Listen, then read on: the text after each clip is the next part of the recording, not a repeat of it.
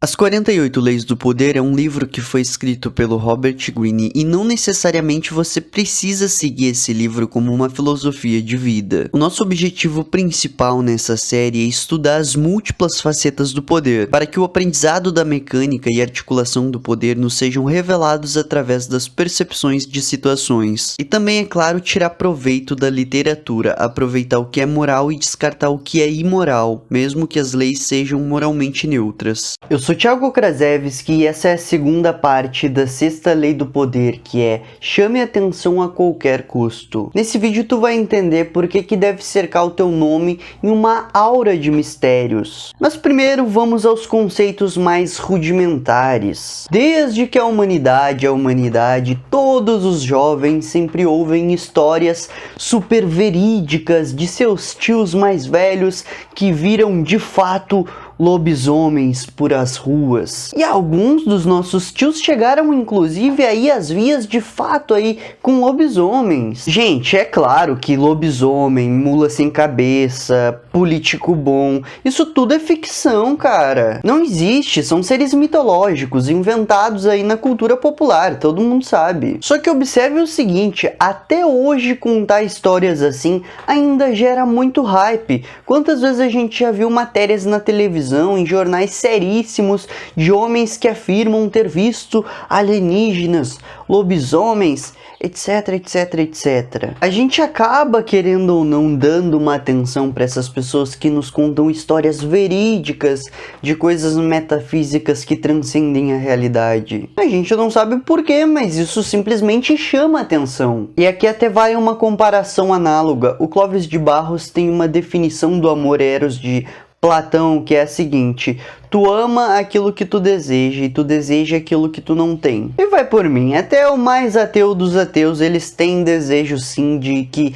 existam coisas sobrenaturais, vamos ser sinceros. Ofereça para qualquer ser humano, por exemplo, que ele tenha poderes psíquicos. Tu acha que esse ser humano não vai aceitar isso? Ou não vai achar muito maravilhoso ter um poder assim? Coisas como poder voar, superinteligência, invisibilidade, todo mundo gosta dessa ideia. É que nem o Light Yagami diz lá quando tá conversando com o Ryuki, que se o Ryuki oferecesse asas de Shinigami, talvez ele pensasse no caso ali em relação à troca de olhos, né? E a verdade é que os seres humanos gostam de escutar histórias mentirosas, idiotas, do que escutar uma história de verdade, só que comum. Por exemplo, o dia em que eu vi um chupacabra no meio da mata fica mais interessante do dia que eu pedalei de bicicleta até a loja e ela estava fechada. Uma história enigmática claramente chama mais atenção do que uma aula, por exemplo. E inclusive essa arte de contar histórias bem narradas, criar enigmas,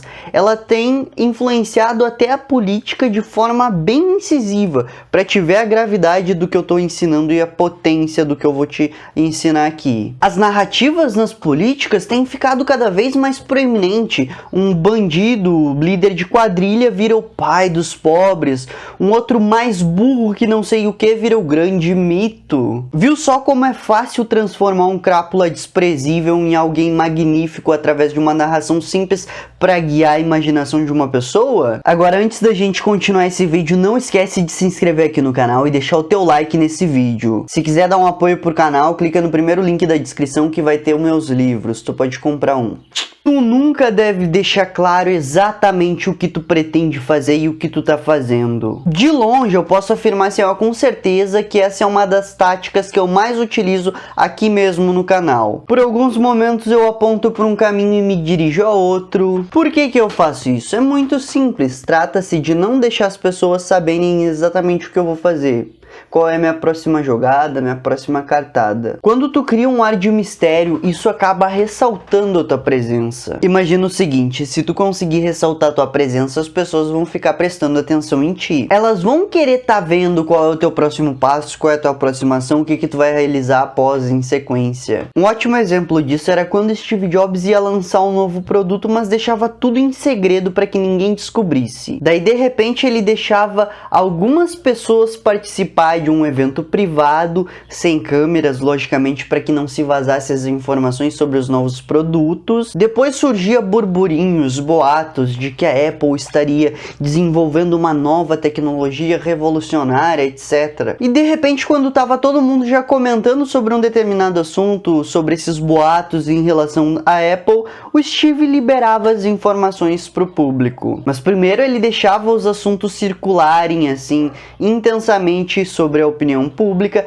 para criar essa aura de mistério e depois liberar tudo. E essa aura de mistério serve para quê, Thiago? Muito simples, para enganar, para seduzir, para assustar. Existem muitos fins para uma aura de mistério, isso vai depender do teu objetivo. No caso do Steve, por exemplo, ele utilizava para fazer o marketing, ou seja, ele seduzia as pessoas para comprar os produtos dele. Se a gente voltar um pouquinho no tempo, lá sobre as primeiras percepções e noções de consciência que o ser humano acabou adquirindo, os seres humanos ficaram apavorados com os eventos da natureza. As primeiras percepções dos seres humanos era que se eles vissem um raio, por exemplo, aquilo não era algo da natureza e natural, comum, banal, etc. Era uma divindade que estava jogando um raio. Então, para alguns povos a gente tem a representação do Zeus como o deus do raio, para outros povos Thor, etc. Os mitos, resumidamente, eles são formas de te explicar algo que a razão ainda não compreendeu. Por exemplo, quando uma criancinha chega em ti e pergunta: papai, por que o céu é azul? Ora, porque Deus quis, filho. O pai, se for burro e não souber explicar, ele vai dar essa razão mitológica e vai dizer: ah, é assim porque é e ponto final. Cala a boca, guri. Só que aqui entra a parte interessante da história, tá? No passado não tinha só os eventos naturais, tá? Tinha miséria, tinha fome, tinha desgraça de todo tipo, tinha doença, etc. É uma lista quase infindável de situações que os nossos antepassados passaram. Então as pessoas começaram a explicar tudo, absolutamente tudo, através de espíritos e mitos. Nosso povo tem fome, ora, é porque ele não agradou Deus tal. Alguém está doente, é porque uma praga foi jogada. Passou um furacão pelas redondezas, é o espírito do vento se vingando de vocês. Só que conforme o tempo foi passando e o pensamento filosófico foi evoluindo, progredindo, analisando cada vez mais as circunstâncias de todos os eventos, nós começamos a utilizar a razão para explicar o que antes era algo envolto em mitos. Pensa no seguinte: nas civilizações mais primitivas existe o seguinte pensamento: se nós não fizermos uma dança ali de noite, a noite nunca mais vai passar. E se nós não fizermos o ritual adequado, o sol nunca mais vai se pôr. Esse pensamento em tribos é super comum, por isso que eles têm tantos rituais para tantas coisas diferentes. Eles pensam que a ação humana é que interfere na totalidade dos eventos, que para eles são compreendidos através de mitologias. E conforme uma civilização vai avançando e progredindo, tanto filosoficamente quanto cientificamente, os seres humanos daquela civilização vão ganhando o dom da razão. O que antes era misterioso e regido em certos aspectos pela sacralidade, oh, me desculpe, Deus do raio, acaba se tornando algo banal como: ah, foi só um trovão, dane-se. Nós, de civilizações mais avançadas, somos totalmente acostumados com coisas que os povos primitivos tratariam como sagradas. Só que isso tem um preço, tá? E a gente paga esse preço. E o preço é que o mundo acaba inevitavelmente se tornando menos colorido, por assim dizer. É por isso então que profissões como mágico, pastor, humorista se dão tão bem no nosso século. Os pastores e sacerdotes, por exemplo, eles flertam com a ideia de vida eterna para um ser humano. E alguns até flertam com o dualismo psicofísico, tá? Ó, você pode ter uma vida eterna, mas você pode ter muitos prazeres aqui na Terra também. Os mágicos, eles nos encantam porque eles realizam coisas que a gente não consegue compreender a um primeiro momento, se a gente não tiver a compreensão total de como ocorreu a mágica. E os humoristas se tornam tão importantes porque se tudo que a gente tem é o sentimento, a gente não tem mais nenhum sacrilégio, nada que transcende metafisicamente, então o sentimento é o mais importante e os humoristas nos trazem felicidade, logo eles se tornam super relevantes. Aliás, até faz sentido esse enaltecimento de humoristas se a gente pensar pelo ângulo que os sentimentos são inexplicáveis. Ah, nada a ver, Thiago, quando eu sinto algo muito positivo eu sei que eu amo e aí eu digo eu te amo, eu tô explicando isso. Ora, imbecil, é totalmente inexplicável as proporções e as dimensões que a verbalização totalmente rudimentar desse sentimento pode atingir. É como se tu reduzisse tanto que quase ficasse inexpressivo perto do que tu sente de fato quando ama. Quantos livros há descrevendo o amor, quantas poesias, quantas cartas, etc. Quantas músicas também. Quantas artes dos mais variados tipos existem para expressar o amor. Um eu te amo não expressa de forma alguma um amor de verdade, ok? Mas é exatamente aí que tanto os sacerdotes, quanto os humoristas, quanto os mágicos nos pegam. Eles nos convidam a múltiplas interpretações do que eles fazem. Eles estimulam a nossa imaginação. Quem é que já viu um truque de mágica e instantaneamente compreendeu aquele truque de mágica? Se isso acontece, a mágica perde totalmente a graça. Ah, o mágico só tá escondendo o objeto ali na manga, todo mundo viu.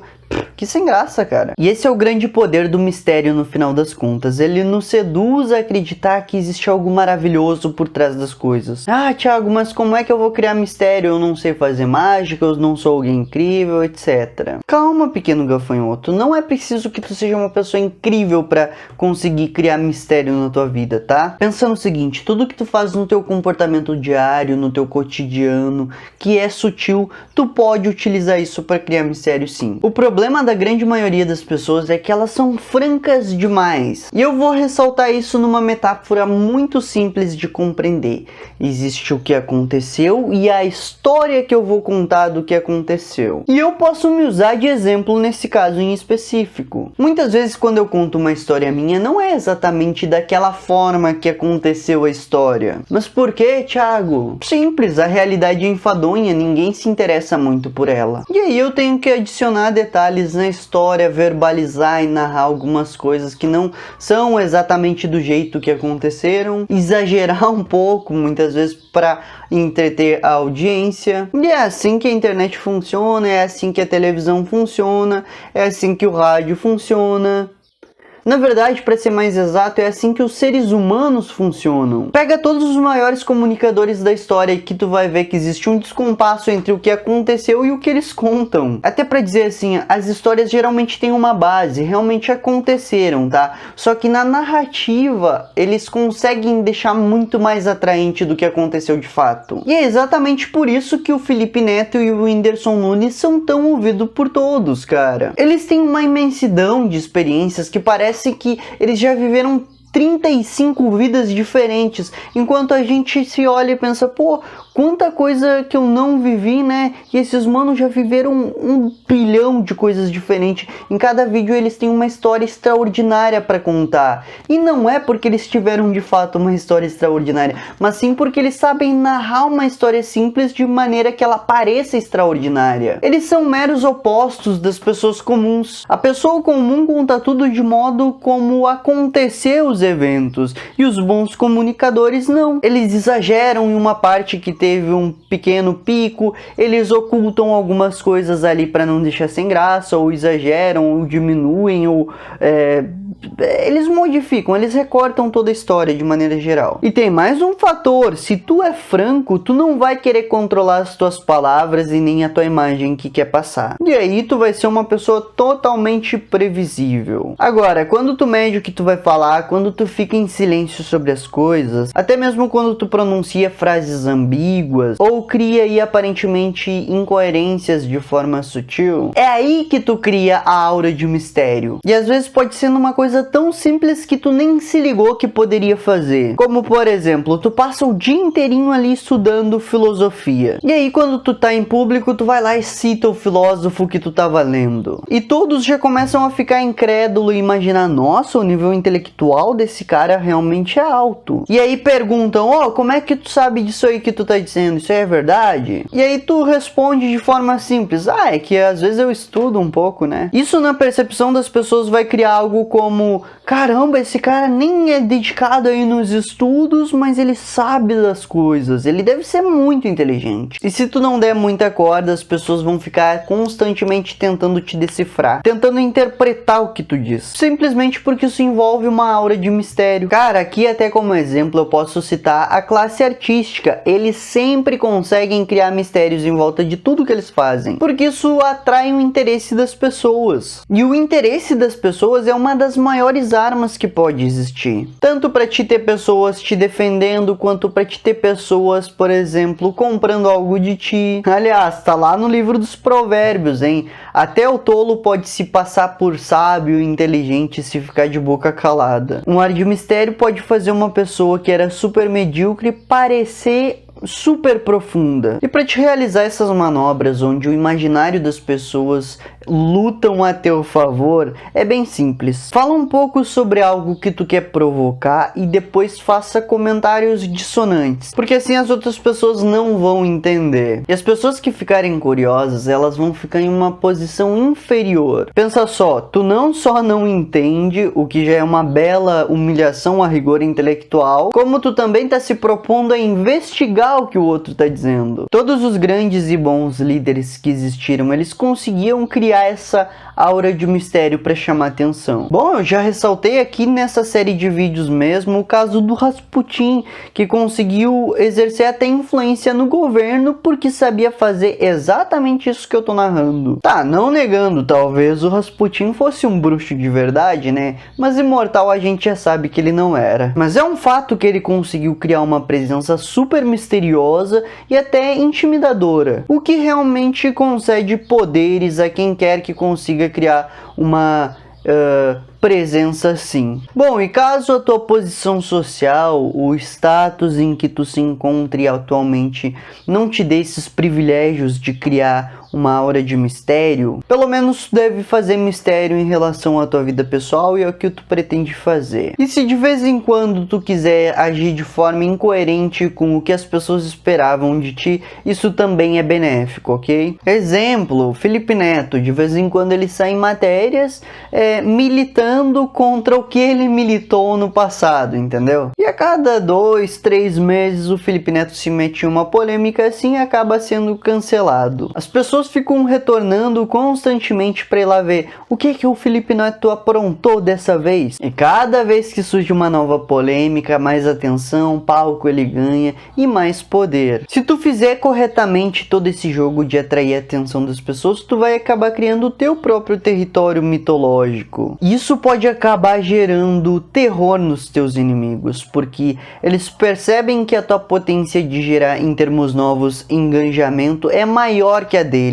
Por exemplo, aqui, 2 oponentes de peso que lutam em guerras dicotomicamente opostas. Felipe Neto versus Bolsonaro. Pô, pro Bolsonaro deve ser mó ruim ter que enfrentar um mano como o Felipe Neto, que tem apoio de todo mundo. É que na verdade também o Felipe Neto é alguém diferenciado. Ele tem uma excelente comunicação e uma genialidade para utilizar as 48 leis do poder. Por enquanto, ano após ano, o Felipe Neto vem massacrando todos os oponentes dele. Ah, Thiago, mas de vez em quando o Felipe Neto é cancelado, não é? Ah, mas aí é que tá. O Felipe Neto geralmente ele é cancelado por pessoas que nem são o público dele, pessoas que nem assistem ele e que não fazem diferença no engajamento dele. É que nem como se eu fosse cancelado pelo grupo de K-popers, velho. Não faria diferença nenhuma no meu trabalho. Agora, todos os combates que o Felipe Neto travou, individualmente ele se deu bem. E o Robert Greene, em sequência, ele nos dá uma ótima explicação sobre o que a gente deve fazer se a gente algum dia ficar encurralado em uma situação dessas de combate. A gente deve optar por uma tática bem simples, que é fazer algo que não possa ser interpretado ou ter uma explicação racional. Tu escolhe uma ação bem simples que tu vai realizar, mas que vai desestabilizar os teus oponentes. Claro, recomenda-se que tu faça tudo de caso pensado, pense nas ações, nas consequências das tuas ações, porque se tu fizer algo assim, sem pensar muito, isso pode sair pela culatra, embora ainda categoricamente possa dar certo. O Robert Greene chama essa tática de loucura fingida de Hamlet, fazendo uma referência aí ao William Shakespeare. E o Robert Greene logo em seguida também nos adverte: para ir pro topo, tu deve começar a chamar atenção constantemente, só que depois que tu já tá um pouco mais alto, tu deve começar a se adaptar. Como a gente já conversou, não é muito saudável não o lance de usar sempre a mesma tática para tudo. tudo. E esse ar de mistério que a gente conversou nesse vídeo, ele pode ser muito importante porque ele te ajuda a chamar atenção. Claro, tu também não deve deixar que esse ar de mistério se transforme em uma reputação de canalha, por exemplo. O melhor mistério é aquele envolto em um jogo divertido, tá? Como tudo na vida, cara, nada que é extremo é muito bom. Então, tu tem que reconhecer se algum dia tu for longe demais e dar alguns passos para trás. Existem momentos que a necessidade de atenção vai ter que ser adiada e ponto final. Porque dependendo do que tu falar, pode que cause um escândalo muito ruim e chame a atenção negativamente. E claro, para chamar atenção, tu não deve ofender nem desafiar pessoas que estão acima de ti, principalmente em hierarquias sociais, ok? E se tu realizar isso na mídia, vai ficar meio evidente que tu só quer hype gerado em cima da pessoa que tu tá atacando. Ou seja, tu fica parecendo mesquinho. Então se trata de uma arte no final das contas, onde tu tem que equilibrar tudo. Porque se tu ficar o tempo inteiro querendo atenção, tu vai parecer inseguro. E insegurança afasta o poder. Parecer inseguro ou parecer medroso é extremamente maléfico pra quem quer ter poder. Gostou desse vídeo, brother? Não esquece de se inscrever aqui no canal. Compre um dos meus livros, são incríveis. Deixa nos comentários, Thiago, conta comigo. Fui!